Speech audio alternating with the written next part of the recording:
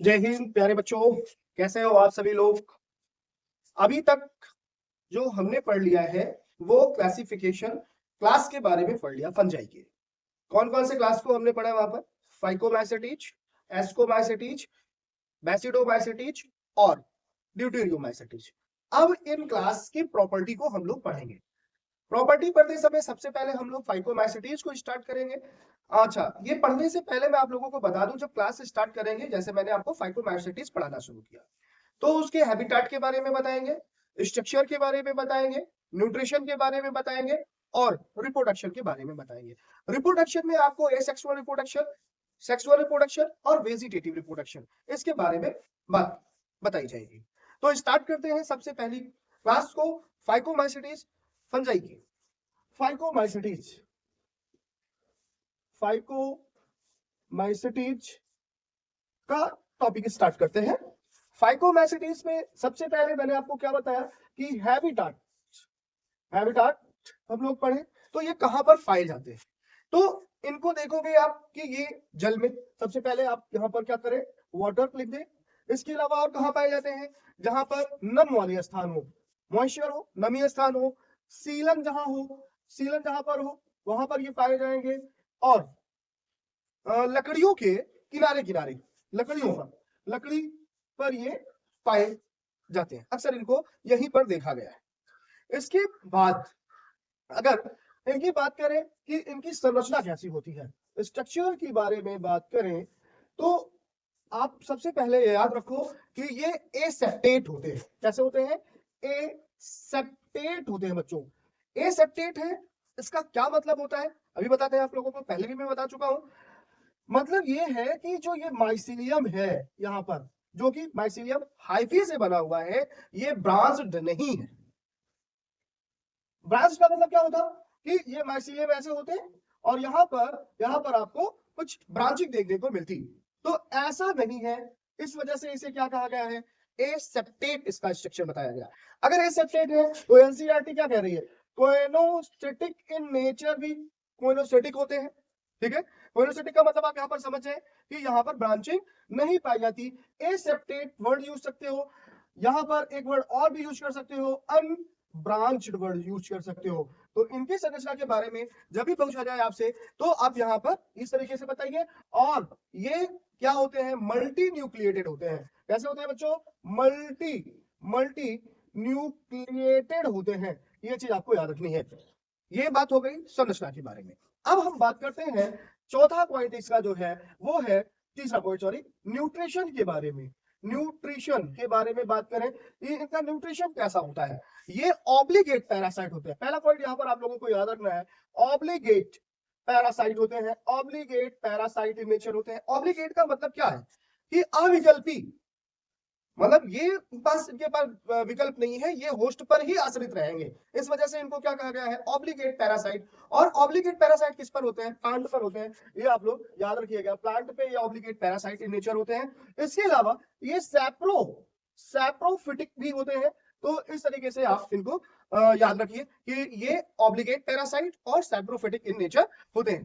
अब इनकी बात करें कि जो है इनका न्यूट्रिशन हमने बता दिया आप लोगों को। अब रिप्रोडक्शन की बात करें, चौथा पॉइंट यहाँ पर हम इनके रिप्रोडक्शन की बात करें। रिप्रोडक्शन की बात करें तो यहाँ पर जो वेजिटेटिव, यहाँ पर रिप्रोडक्शन में पहला हम लोग पढ़ेंगे वेजिटेटिव। वेजिटेटिव वेजिटेटिव जो रिप्रोडक्शन पाया जा रहा है वो फ्रेगमेंटेशन प्रकार का पाया जा रहा है।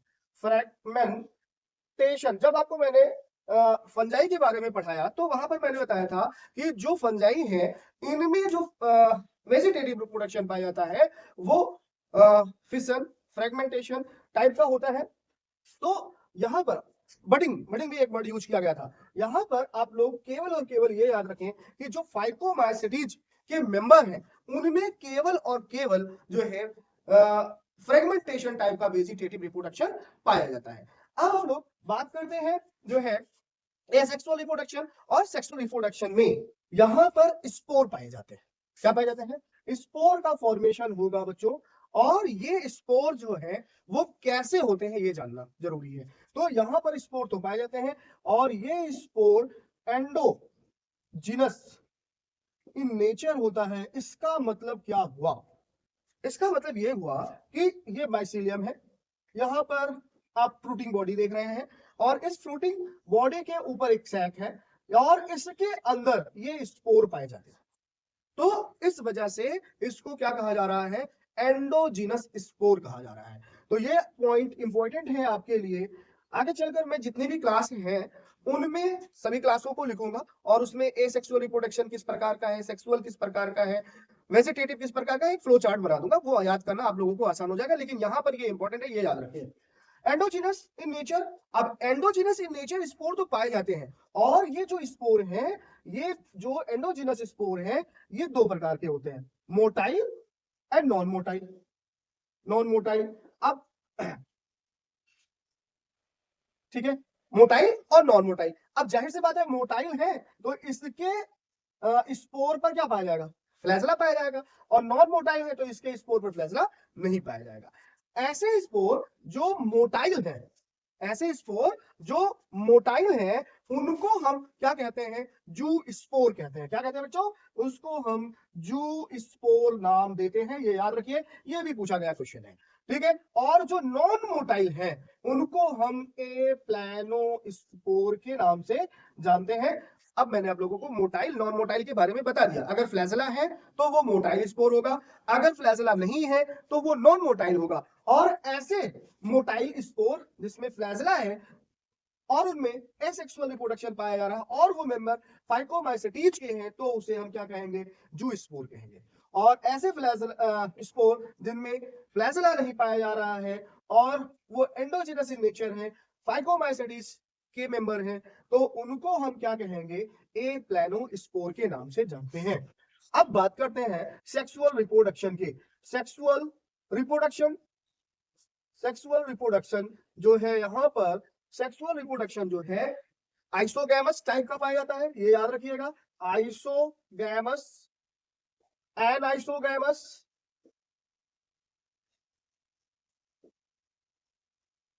और ऊगैमस। ऊगैमस, ऊगैमस किसमें पाया जाता है, एल्ब्यूगो। इसका जो एग्जांपल है वो याद रखिए, एल्ब्यूगो। और ये पूछा गया क्वेश्चन है, इंपॉर्टेंट है ये आपकी नीट और सीयूटी एग्जाम के लिए, कि ऊगैमस टाइप का सेक्सुअल रिप्रोडक्शन किसमें पाया जाता है, एल्ब्यूगो में। और एल्ब्यूगो किसका सदस्य है, वो फाइकोमाइसेटीज का मेंबर है, ये याद रखिएगा। अब बात करते हैं यहाँ पर होता क्या है। अब मान लीजिए यहाँ पर एक माइसीलियम है, एक माइसीलियम यहाँ पर लिया गया, एक माइसीलियम ये लिया गया, ये हैप्लॉइड इन नेचर है, ये भी हैप्लॉइड इन नेचर है, ठीक है। यहाँ से फॉर्मेशन हुआ गैमीट का और यहाँ से भी फॉर्मेशन हुआ गैमीट का, दोनों आपस में फ्यूज हुए, ठीक है। तो ये क्या बना लिए, जाइगोट बना लिए, जाइगोट बना लिए। और ये जो जाइगोट है, ये इनकी जो लेयर होती है, ये लेयर, ये ऐसे, ये जो लेयर है ये मोटी होती है, जिस वजह से इनको हम जाइगोस्पोर के नाम से जानते हैं, जाइगोस्पोर, जाइगोस्पोर के नाम से जानते हैं। और जाइगोस्पोर में क्या होता है, मियोसिस, मियोसिस होगी और मियोसिस होने के बाद यहाँ पर जो है स्पोर का फॉर्मेशन होगा, इस सैक के अंदर स्पोर का फॉर्मेशन होगा। इसका मतलब क्या हुआ, मैंने क्या बताया कि अगर एक बाउंड्री है, उस बाउंड्री के अंदर जो है स्पोर का फॉर्मेशन हो रहा है, तो ऐसे स्पोर जो है वो क्या कहलाएंगे, एंडोजिनस इन नेचर कहलाएंगे। मतलब ये कैसा होगा स्पोर, एंडोजिनस इन नेचर होगा बच्चों, ये याद रखिए, ये भी आपके लिए इंपॉर्टेंट। मतलब आपने यहाँ पर क्या पढ़ा, आपने पढ़ा कि जो फाइकोमेसेडीज के मेंबर हैं उनके एसेक्सुअल रिप्रोडक्शन में जो स्पोर हैं वो भी एंडोजिनस इन नेचर होते हैं, और सेक्सुअल रिप्रोडक्शन के जो मेंबर हैं वो भी जो है एंडोजिनस इन नेचर होते हैं। इस तरीके से फाइकोमेसेडीज के एग्जाम्पल की बात कर लेते हैं। एग्जाम्पल में आप लोगों को मैंने जब डिवाइड कराया था फाइकोमेसेडीज को, लोअर फंजाई जिसे मैंने कहा था, और उसको दो भागों में मैंने बांट दिया था, एक का नाम था जाइगोमाइसेटीज और दूसरे का नाम था oomaइसेटीज। तो यहाँ पर देख लेते हैं फाइकोमाइसेटीज के एग्जांपल की। मैंने आप लोगों को बताया था कि फाइकोमाइसेटीज को आप दो भागों में डिवाइड कर लीजिए, जाइगोमाइसेटीज, माइसेटीज में और oomaइसेटीज में, ठीक है। oomaइसेटीज में आप लोग इसको याद कर लें। जो जाइगोमाइसेटीज है, यहाँ पर जो एग्जाम्पल आपको मिलेंगे, म्यूकर, याद रखिए म्यूकर। दूसरा एग्जाम्पल जो है आपको वो मिलेगा राइजोपस, और तीसरा एग्जाम्पल आपको मिलेगा म्यूकर, राइजोपस। ये दो एग्जाम्पल याद रखिए, ठीक है। ट्राइकोडर्मा भी यहाँ पर आप याद कर सकते हैं। फिर ओमाइसेटीज में आप याद रखिए एल ब्यूगो, फाइटोथोरा, थोरा, ठीक है, फाइटोथोरा। अब यहाँ पर जो ये इसमें जो ओमाइसेटीज के मेंबर हैं, जो इनकी सेल वॉल बनी होती है, देखिए यहाँ पर एक इंपॉर्टेंट लाइन याद आई, जो सेल वॉल है वो सेलुलोज की बनी होती है बच्चों। किसकी बनी हुई होती है? ये इंपॉर्टेंट लाइन आ गई आपके पास। जो ओमाइसेटीज के मेंबर हैं, मतलब कि अगर फाइकोमाइसेटीज ऑप्शन में दिया जाएगा तो वो भी आप लगा सकते हो। इसका जो सेल वॉल है साइटोथोरा, जहां पर मैंने लिखा है, वहां पर सेल वॉल किससे बनी हुई है? सेलुलोज से बनी हुई है। जबकि आपने फंजाई पढ़ते समय क्या याद रखा कि जो फंजाई की सेल वॉल है वो काइटिन और पॉलीसैकेराइड से मिलकर बनी हुई होती है। तो ये आपके लिए इंपॉर्टेंट हो गया। दूसरी इंपॉर्टेंट चीज यहां पर है आपको कि यहाँ पर जो स्पोर, यहाँ पर जो स्पोर की बात करें, ये अब्सेंट होते हैं। ये भी बच्चों आप याद रखिएगा, ये इंपॉर्टेंट लाइन है आप लोगों के लिए। और यहाँ पर जो जू स्पोर है वो प्रेजेंट होते हैं, ये याद रखिएगा, ठीक। इस तरीके से हम लोग फाइकोमाइसेटीज को पढ़ चुके हैं। अब बात करते हैं एस्कोमाइसेटीज की।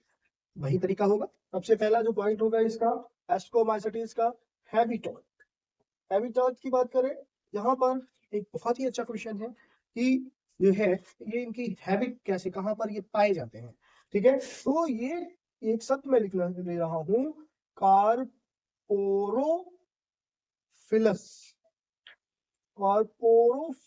होते हैं, ठीक है। कार्पोरोफिलस इन नेचर होते हैं। कार्पोरोफिलस इन नेचर का मतलब ये ग्रो करते हैं कहाँ? ऑन डंक। ये चीज आप याद रखिएगा, ये इंपॉर्टेंट है। और इसे सैक फंजाई के नाम से भी जाना जाता है। ये कौन सी बात है, ये आप ध्यान रखिएगा, ठीक है। दूसरी बात यहाँ पर आप रखिए कि ये सैप्रोफिटिक इन नेचर होते हैं। सैप्रोफिटिक इन नेचर क्या होता है आपको इससे पहले वाली वीडियो में बता दी। इसके बाद अगर इनकी संरचना के बारे में बात करें, दूसरा इसका पॉइंट है स्ट्रक्चर के बारे में अगर बात करें, तो ये जो है यूनिसेलुलर और मल्टीसेलुलर दोनों प्रकार के पाए जाते हैं। यूनिसेलुलर में अगर आप बात करें तो आप क्या पढ़ेंगे? ईस्ट को पढ़ेंगे बेटा। यहाँ पर ईस्ट के बारे में पढ़ेंगे। ईस्ट का क्या उपयोग है, यूजेस क्या है, ये आप लोगों को बता दिए गए हैं। ईस्ट जिसे हम सैक्रोमाइसीज के नाम से भी जानते हैं, और ये नॉन फिलामेंटस इन नेचर होता है बेटा। नॉन फिलामेंटस इन नेचर होता है, ये याद रखिएगा। नॉन फिलामेंटस एल्गी आपसे फंजाई पूछा जाए तो क्या बताएंगे? ईस्ट के बारे में आप बता देंगे। दूसरा, ये मल्टी सेलुलर, और जो भी सदस्य हैं इसके मेंबर हैं वो मल्टी सेलुलर इन नेचर होते हैं। और कैसे होते हैं? मल्टी सेलुलर और फिलामेंटस होते हैं। तो ईस्ट ही आपसे पूछेगा, तो क्योंकि ये कैसे है? यूनिसेलुलर है और नॉन फिलामेंटस है, ठीक है। जबकि और जो मेंबर हैं, यहाँ पर आप पेनिसिलियम वगैरह पढ़ोगे, ठीक है, वो कैसे होते हैं? फिलामेंटस इन नेचर होते हैं और मल्टीसेलुलर होते हैं। अब इनकी अगर हम न्यूट्रिशन की बात करें, तीसरा जो यहाँ पर है, न्यूट्रिशन की बात करें तो यहाँ पर न्यूट्रिशन तीनों प्रकार का देखने को मिलेगा। सैप्रोफिटिक इन नेचर, पैरासाइट, और जो है ये यहाँ पर सिम्बियोटिक। ये आप याद रखिएगा, सिम्बियोटिक। तो इसी के सदस्य, इसी क्लास के मेंबर्स जो होते हैं वो लाइकेन और माइक्रोराइजा बनाते हैं। सिम्बियोटिक इन नेचर आप लोगों को पहले पढ़ाया गया है। आप अगले मेरे पहले लेक्चर में आप जाकर देख सकते हैं, वहां पर आपको बताया गया है पैरासाइट के बारे में, सैप्रोफाइट्स के बारे में और सिम्बियोटिक इन नेचर के बारे में। सिम्बियोटिक में मैंने आपको लाइकेन और माइक्रोराइजा बताया है, लाइकेन किसका किसके मिलकर कौन लाइकेन बनाता है, माइक्रोराइजा कौन कौन मिलकर बनाते हैं वो आप लोगों को डिटेल बता दी गई। तो इस तरीके से ये 3 आप इसके पॉइंट याद रखिए। अब हम बात करेंगे इसके रिप्रोडक्शन के बारे में। रिप्रोडक्शन में आप पढ़ेंगे वेजिटेटिव, जैसे आप पढ़ते आ रहे हैं, एसेक्सुअल और सेक्सुअल के बारे में। तो स्टार्ट करते हैं। तो यहाँ पर कुछ एस्फोमाइसिडीज के एग्जांपल दिखाए गए हैं आप लोगों को। Yeast, penicillium, aspergillus, claviceps, morel truffles, neurospora. तो इसके एग्जांपल का आप यूजेस जानते हैं, नॉन फिलामेंटस इन नेचर होता है, ये भी जान चुके हैं। और इसका उपयोग कहाँ पर मेकिंग में, वीवरिंग में यूज किया गया था, ये मैंने आप लोगों को पहले बताया था। जो पेनिसिलियम है, पेनिसिलियम नोटाटम, नोटाटम बेटा, ये जो पेनिसिलियम नोटाटम है, इससे एंटीबायोटिक की खोज हुई है। और सबसे पहले एंटीबायोटिक जो खोजी गई वो अलेक्जेंडर फ्लेमिंग के द्वारा खोजी गई है। कब खोजी गई, इन खोज पर इसको कब नोबेल प्राइज मिला, ये भी क्वेश्चन पूछे गए हैं मेडिकल में। तो जिन जिन बच्चों को पता हो और वो मेरी वीडियो देख रहे हैं तो वो कमेंट में जरूर लिखें कि अलेक्जेंडर फ्लेमिंग ने कब जो है पहली एंटीबायोटिक की खोज की और इस खोज पर उन्हें कब नोबेल प्राइज मिला। ठीक है, कमेंट जरूर कीजिएगा। एस्पार्जिलस एक टॉक्सिन रिलीज करता है बेटा, जिसे एफ्लाटॉक्सिन के नाम से जानते हैं, एफ्लाटॉक्सिन के नाम से जानते हैं बच्चों, एफ्लाटॉक्सिन। दूसरा क्लेविसेप्स, क्लेविसेप्स जो है एलएसडी देता है। क्या देता है, एलएसडी। एलएसडी जो है हाइलोसिनोजेनिक इन नेचर होता है। एलएसडी क्या है, हाइलोसिनोजेनिक इन नेचर क्या है, मैं आप लोगों को जो है एक वीडियो में समझा चुका हूं, वहां पर आप लोग जाएंगे देख लेंगे। ठीक है, मोरल टफल्स का उपयोग क्या किया जाता है, एडिबल होते हैं, खाने में इनका उपयोग किया जाता है। और जो न्यूरोस्फेरा है, ये बायोकेमिकल और जेनेटिक्स में इनका उपयोग है, और वहां पर इसका उपयोग किया, वहां पर आप लोग पढ़ेंगे न्यूरोस्फेरा जेनेटिक्स के बारे में। तो इस तरीके से एस्कोमाइसिटीज के बारे में मैंने आप लोगों को बताया। अब बात करते हैं बैसिडोमाइसिटीज के बारे में। बात करते हैं बैसिडोमाइसिटीज की। बैसिडोमाइसिटीज मशरूम, पपल, टोडस्टूल, ब्रैकेट फंगस के नाम से भी जाना जाता है। यहाँ पर टोडस्टूल का मतलब आप लोग जानते हो, अगर नहीं जानते हो तो कुकुरमुत्ता जो है वो टोडस्टूल कहा जा रहा है इंग्लिश में। ठीक है, अब यहाँ पर फिर से इसके बात करते हैं, हैबिटाट की बात करते हैं। हैबिटाट के बारे में देखते हैं कि यह हैबिटाट है, ये एपीजाइलिक इन नेचर होते हैं बेटा। कैसे होते हैं, एपीजाइलिक इन नेचर होते हैं। एपीजाइलिक इन नेचर का मतलब होता है कि ग्रो ऑन वुड, मतलब ये लकड़ियों पर ग्रो ऑन वुड। तो ये लकड़ियों पर क्या करते हैं, ग्रो होते हैं, इस वजह से इन्हें हम क्या कहते हैं, एपीजाइलिक के नाम से जानते हैं। जो इनके स्ट्रक्चर की अगर बात करें हम लोग, स्ट्रक्चर के बारे में अगर बात करें तो ये सेप्टेट होते हैं और ब्रांच। अगर सेप्टेट वर्ड आया है तो जाहिर सी बात है कि ये कैसे होंगे, सेप्टेट और ब्रांच्ड होते हैं। माइसीलियम इनका जो होता है ब्रांच्ड होता है, ये जानना जरूरी है आप लोगों को। तीसरी बात अगर हम लोग इनकी करें न्यूट्रिशन की, न्यूट्रिशन की बात अगर हम लोग देखें, न्यूट्रिशन में आप देखोगे कि ये saprophytic in nature, parasitic in nature और सिम्बियोटिक इन नेचर, तीनों प्रकार देखने को आपको मिलेंगे। मतलब कि सैप्रोफिटिक और पैरासिटिक और तीसरा सिम्बियोटिक, ये आपको तीनों प्रकार के यहाँ पर न्यूट्रिशन देखने को मिलेंगे। अब बात करते हैं यहाँ पर हम लोग रिप्रोडक्शन के बारे में। रिप्रोडक्शन के बारे में बात करें तो यहाँ पर जो पहली रिप्रोडक्शन है जिसे हम पढ़ रहे हैं अभी तक, वेजिटेटिव रिप्रोडक्शन के बारे में, तो यहाँ पर जो वेजिटेटिव रिप्रोडक्शन पाया जाता है वो फ्रेगमेंटेशन टाइप का पाया जाता है।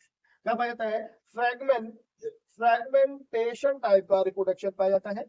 दूसरा, यहाँ पर अगर हम लोग एसेक्सुअल की बात करें, एसेक्सुअल रिप्रोडक्शन के बारे में, तो नो स्पोर मतलब कि स्पोर का कोई भी फॉर्मेशन नहीं होता है, यहाँ पर स्पोर एब्सेंट है, नो स्पोर है।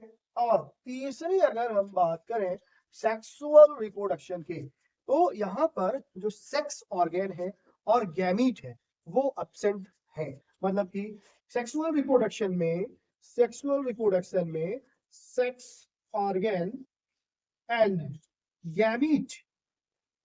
गैमीट्स एब्सेंट है बच्चों, ये याद रखिए आप लोग, ये इंपॉर्टेंट लाइन है आप लोगों के लिए। यहाँ पर बैसिडोमाइसिटीज में ना तो स्पोर पाए जा रहे हैं और ना ही सेक्स ऑर्गन और गैमीट का फॉर्मेशन हो रहा है। इसका मतलब कि ये जो नए बैसिडोमाइसिटीज के मेंबर बन रहे हैं वो कैसे बन रहे हैं।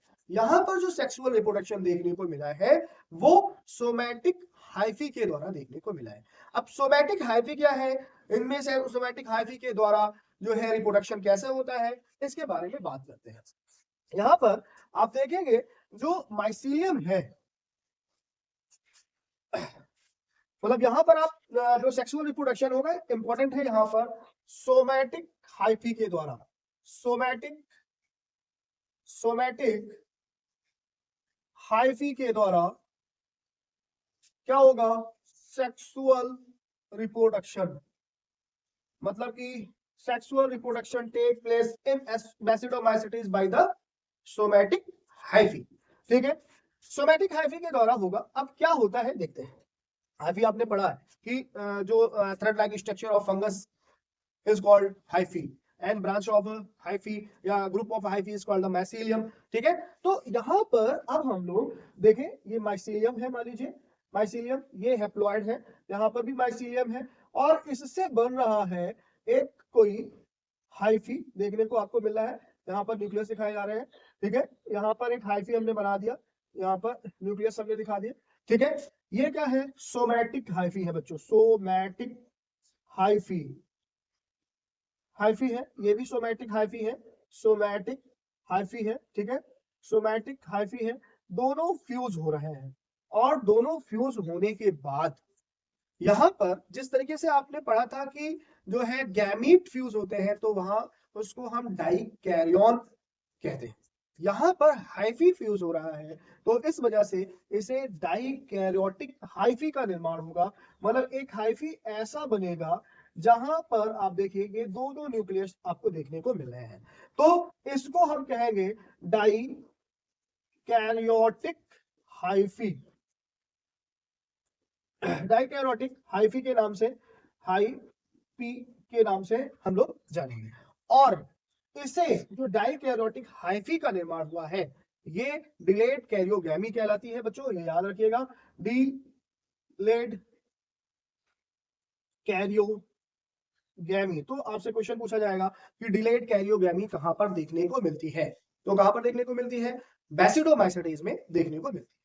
अब होता क्या है यहां पर थोड़ा सा और देखें आप लोग, जब ये डाइकैरियोटिक हाइफी का निर्माण हो गया तो यहां पर जो है ये मान लीजिए बैसिडम है, यहाँ पर एक चीज और यहाँ पर ये ध्यान रखना होगा, जो स्पोर है, सेक्सुअल स्पोर जो बनेगा, स्पोर वो क्या कहलाएगा, वो बैसिडो स्पोर कहलाएगा बच्चों। क्या कहलाएगा, यहां से मैं क्वेश्चन आप लोगों को बता देता हूं, बैसिडो स्पोर कहलाएगा। बैसिडो स्पोर क्या है, यहां से क्या क्वेश्चन आपसे पूछे जाएंगे वो आप देख लीजिए। बैसिडो स्पोर से पहला क्वेश्चन पूछा जाएगा कि ये एक्सोजिनस इन नेचर होते हैं या एंडोजिनस इन नेचर होते हैं। तो ये कैसे होते हैं, एक्सोजिनस, एक्सोजिनस इन नेचर होते हैं। सेक्सुअल स्पोर है ये बेटा, बैसिडो स्पोर कैसे है, सेक्सुअल स्पोर है इसके, बैसिडोमाइसिटीज के, एक्सोजिनस इन नेचर होते हैं, ये चीज आपको पता चल गया। ठीक है, दूसरी बात यहां पर जो ये जो बैसिडोस्पोर बने हुए हैं ये बनते कहां पर हैं, ये बनते हैं कहां पर, बैसिडम में बनते हैं। और ये माइसीलियम है, माइसीलियम देखिए, बैसिलियम ये यहाँ पर बैसिडम निकले हुए होते हैं और इसी के किनारे किनारे जो है ये बैसिडोस्पोर लगे हुए होते हैं। तीसरा जो यहाँ पर आप लोगों को याद करना है, ये जो बैसिडोस्पोर बने हुए हैं ये बने कैसे हैं, कैरियोगैमी और मियोसिस से बने हुए हैं। किससे बने हुए हैं, कैरियोगैमी और मियोसिस से इनका फॉर्मेशन हुआ है। इस तरीके से आप बैसिडोस्पोर से ये क्वेश्चन याद रखिएगा, सोमैटिक हाइफी के द्वारा कैरियोगैमी हुई, वहां पर डाइकैरियोटिक हाइफी का निर्माण हुआ, डाइकैरियोटिक हाइफी डिलीट कैरियोगैमी कहला रहा है, और वहां से कैरियोगैमी इस वजह से लिखा गया है, कैरियोगैमी और मियोसिस से सेक्सुअल स्पोर का निर्माण होता है कहां पर, बैसिडोस्पोर में, और उस बैसिडोस्पोर का निर्माण होता है बैसिडियम में। ठीक है, इस तरीके से हम लोगों ने बैसिडोमाइसिटीज को भी पढ़ लिया। ठीक है, अब इसके कुछ एग्जाम्पल है वो आप लोगों को मैं बता देता हूं। ध्यान रखेंगे, एगारिकस, ऑस्ट्रेलोगो एंड पक्सिनियम। ये एग्जांपल आप याद करके जाएंगे एग्जाम में, ठीक है, यहाँ से आप लोगों को मिल जाएगा। अब हम लोग बात करते हैं ड्यूटेरोमैसेटीज की, जैसे फंजाई इम्परफेक्टाई के नाम से जानते हैं। अगली क्लास है हम लोगों की ड्यूटेरोमैसेटीज की, जिसे हम फंजाई इम्परफेक्टाई, इम्परफेक्ट फंजाई के नाम से जानते हैं। यहाँ पर आप लोगों को जब मैंने चारों क्लास में डिवाइड किया था फंजाई को, तो वहां पर बताया था सेक्सुअल रिप्रोडक्शन के आधार पर। तो सेक्सुअल रिप्रोडक्शन नहीं पाया जाता बेटा, यहाँ पर सेक्सुअल रिप्रोडक्शन नहीं पाया जाता है यहाँ पर, ये आप लोग याद रखिएगा। और इसी कारण इनको हम फंजाई इम्परफेक्टाई के नाम से जानते हैं, ठीक है। यहाँ पर इसके ये क्वेश्चन पूछा गया है बच्चों नीट में, याद रखिएगा। अगला क्वेश्चन एक 2015 में मैं बता रहा हूँ आप लोगों को, जो पूछा गया है इसके हैबिटाट से पूछा गया बच्चों। हैबिटाट से यहाँ पर एक क्वेश्चन पूछा गया है कि ये कैसे होते हैं, इनकी हैबिट्स कैसे होती हैं। तो ये जो है decomposer of litre, decomposer of, यही क्वेश्चन ही पूछा गया। And mineral cycling, mineral cycling, ठीक है, होते हैं कौन, ड्यूटेरोमैसेटीज, ऑप्शन में दिया गया था। तो ये 2015 नीट में क्वेश्चन पूछा गया, आप लोग चेक भी कर सकते हैं, एनसीईआरटी में दिया भी गया है, ठीक। अब इनमें स्ट्रक्चर की बात करें, स्ट्रक्चर की बात करें तो जो इनकी हाइफी है वो कैसी होती है, वो सेप्टेट होती है बच्चों, सेप्टेट हाइफी इनमें पाई जाती है, हाइफी यहाँ पर पाई जाएगी, ये याद रखिए। इसके बाद यहाँ पर रिप्रोडक्शन की बात, न्यूट्रिशन की बात करें तो न्यूट्रिशन जो है इनका सैप्रोफिटिक इन नेचर होते हैं। और रिप्रोडक्शन की बात करें, रिप्रोडक्शन की बात अगर हम लोग करें तो यहाँ पर एसेक्सुअल जो रिप्रोडक्शन है वो कोनेडिया के द्वारा पाया जाएगा, और जो सेक्सुअल रिप्रोडक्शन है वो अब्सेंट होगा, वो नहीं पाया जाता है, अल्टरनेरिया।